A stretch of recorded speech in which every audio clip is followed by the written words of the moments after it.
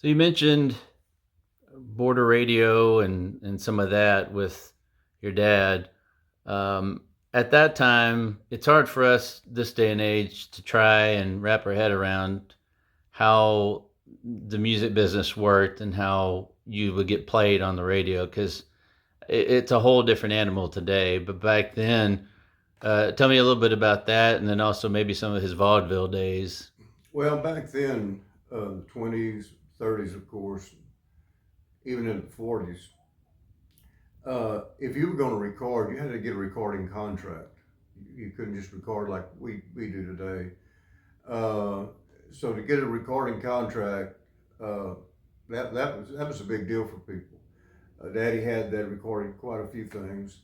During that time, it bears to mention he was in vaudeville. Vaudeville was a big deal, and you'd have the major cities, but some of them were traveling shows, and they were tent shows. I heard him talk many times. He was in the he called it the Monroe Hopkins tent show, and he was in that. And so again, that allowed him to do what he really loved to do, was entertain. And he had little skits worked up, little comedy skits. They all did. And he was a vaudevillian, as many of them were back then. Jimmy Rogers, they played these vaudeville shows. And in those days, you couldn't you didn't have TV. Radio was just getting started. You had to have some money to have a radio, and so these shows would come to town. That was a big deal. So people would go to these vaudeville shows. So that had a lot to do with how he thought, uh, how he entertained people. Uh, and I'll mention that too. If we had people over to the house, he was going to put on a show for them. And he'd get me and get Clyde and different ones, and we'd play music. He'd have a whole program written out for them. That's what he did. He lived for that and thoroughly enjoyed it. And whether you wanted to play or not, if you were me or Clyde, you had to. So how many, I guess, instruments did he play, or did he tell you he played? Well, the only one he played a lot was the fiddle, not violin. Different styles.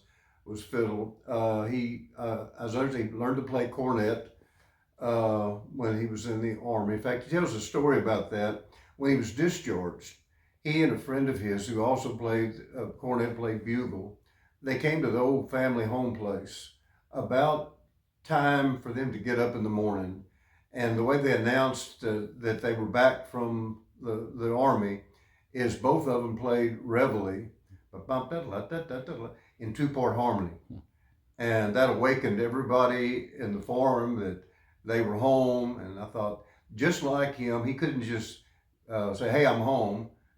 He had to have a production out of it. So he and his buddy played reveille in two-part harmony to wake up all the family to announce that they were home. Did you get to meet anybody from, I would say, from the 1930s or before, whether it was during World War One or some of his maybe first wife, or any of those individuals that you ever got to meet, or maybe some of your family? Yeah, not family wise. The only ones I remember meeting were musicians. There's a 1936 photo of my dad's band with a very young Floyd Tillman in the band. And of course, I got to know Floyd and play with him. And then he had a fiddle player way back before then named Love Everett. And Love came to town. I remember one time we were living uh, on Bonner Street in Houston. And Daddy said, "Love is coming to town." I was learning to play guitar. He said, "You've got to learn to play Back Home Again in Indiana." That's Love's favorite song. So I met him from the old days. I'm trying to remember, most of them that I met were from, let's say, the 40s on. Mhm. And for his family, musicians, that people that knew him, everybody liked him. They say nobody had an enemy. Apparently, he didn't. Everybody liked him, uh, appreciated him. By the way, I'll mention this too. He was a schooled musician in the fact that he taught himself how to read and write.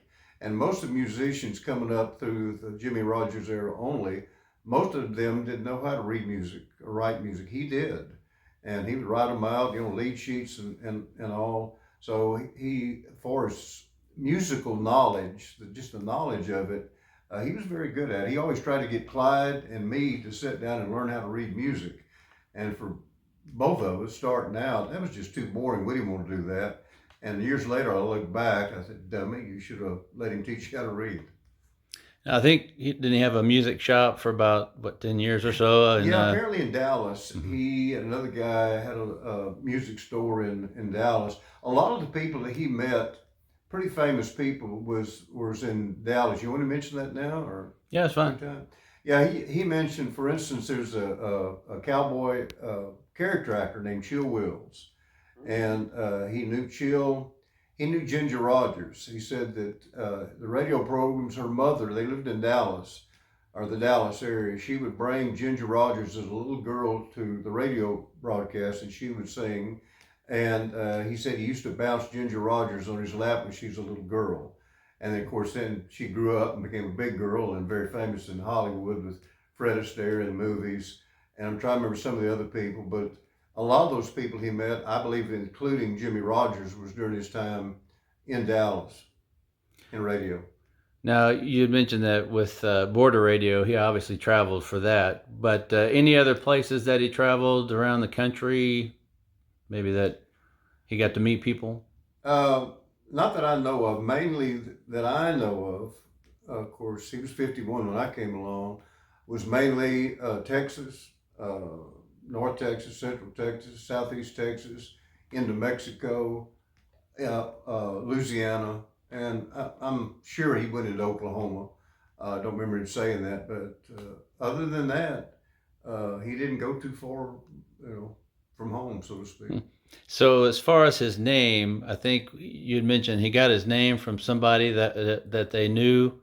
I guess in Colorado County, is that right? From what I heard, there's somebody in Eagle Lake, Texas, and his daddy liked that name, and for some reason named him Shelly and then Lee Alley, and my dad loved that name. You got the name, and I think I believe he has some sheet music that he wrote on there. Didn't he want Yep. all of his kids to be named Shelly? Yeah, he when I was born, 1945, about I don't know 3 months later or so, he all a whole compilation of songs he wrote and dedicated it to me and Shelly Lee Alley Jr. And when he has sons, I want him to name him Shelly Alley, the third and the fourth, and so on and so forth. And I decided when Michael and you, I said, no, I'm not name him Shelly. It's like a boy named Sue. So